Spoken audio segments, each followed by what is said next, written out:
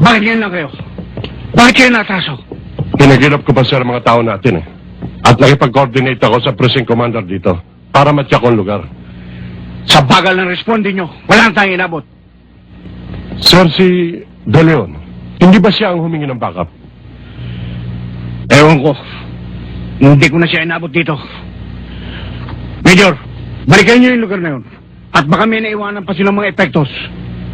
Sige na! Sir, tayo na.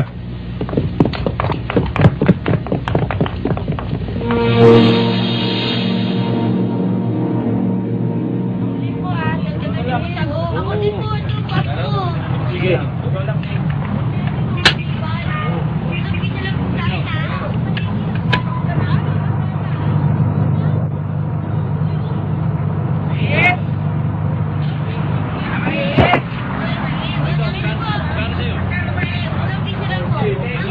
Colonel!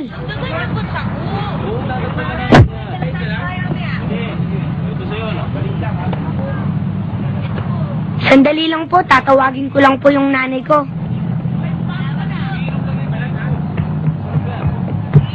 Inay!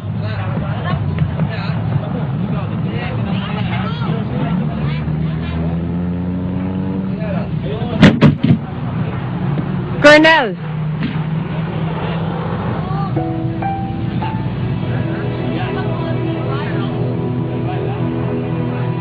Si Ador.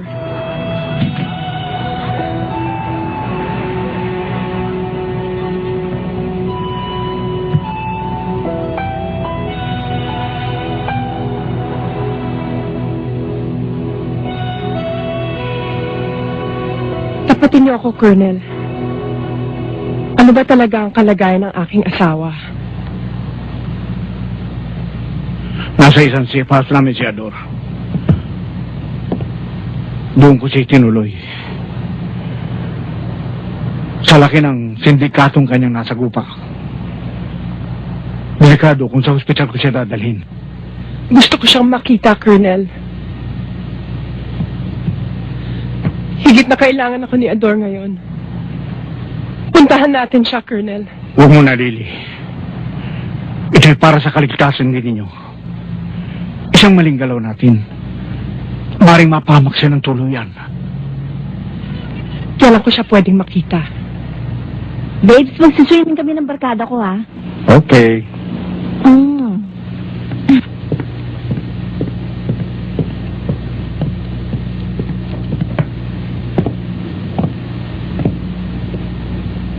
Gusto ko lang malaman kung ano talaga nangyari.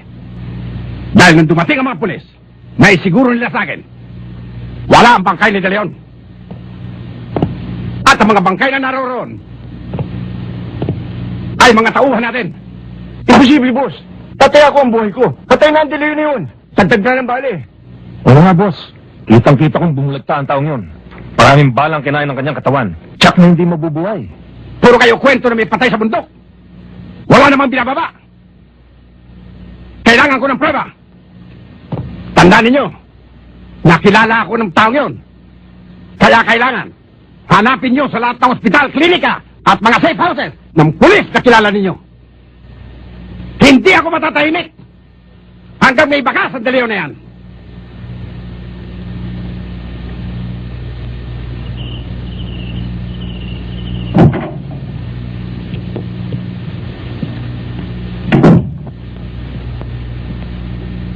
Dad, huwag ka na masyadong magpuyat. Wala ka nang ang pahinga nitong mga nakaraang araw eh. Tulog ka na, halika na. Sige naman. Mauna ka na. Ubusin ko lamang ito. Susunod ako sa'yo. Sige.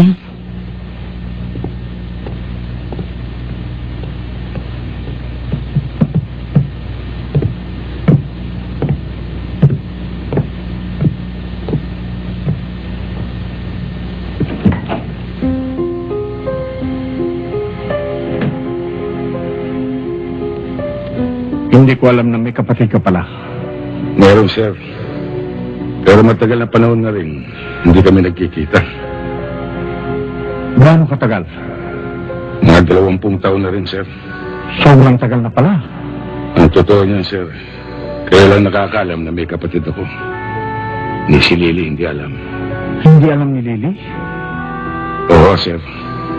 Dahil ayoko siyang maging kabahagi sa konsesyang pinapasang ko sa nangyari sa pamilya ng kapatid ko. Bakit? Ano nangyari? Kapwa kami pulis ng kapatid ko sa probinsya namin. Sa Santa Marcela, Kalinga, Apayao. Sa pagtupad ko ng aking tungkulin, may nakabangga akong sindikato noon. Bineltahan ako. At sa pagbueltang yun, napagkamalang ako ang aking kapatid.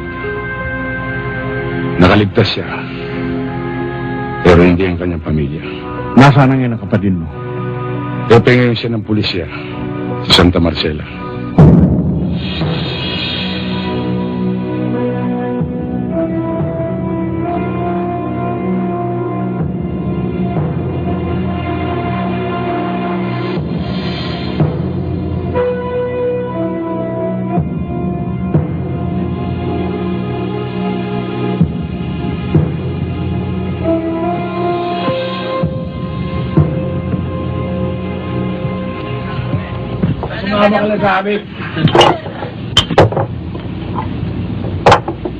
Teka, namumukhaan kita.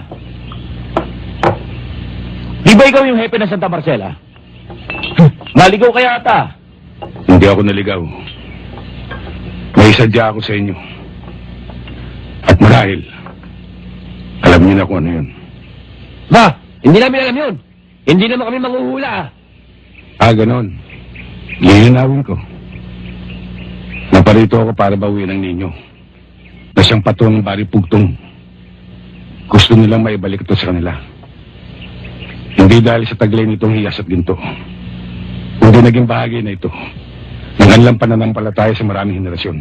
Hindi naman namin kinuha ang pananampalataya. Ginto lang, garing, at hiyas lang sa amin. Ang lakas naman ng loob mo, Epe. Dumayo ka pa rito na nag-iisa. Hindi ako nag-iisa. May kasama akong 3.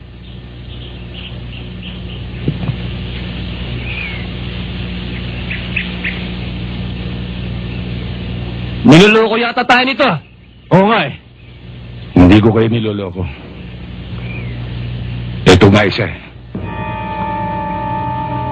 Ito pa yung 2.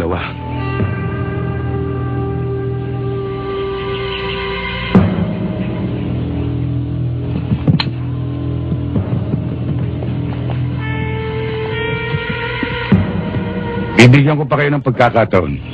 Ano? Kami pa bibigyan mo ng pagkakataon? Epe, nasa bakuran ka namin. Gusto mo itumba ka namin ngayon? Umalis na muna kayo.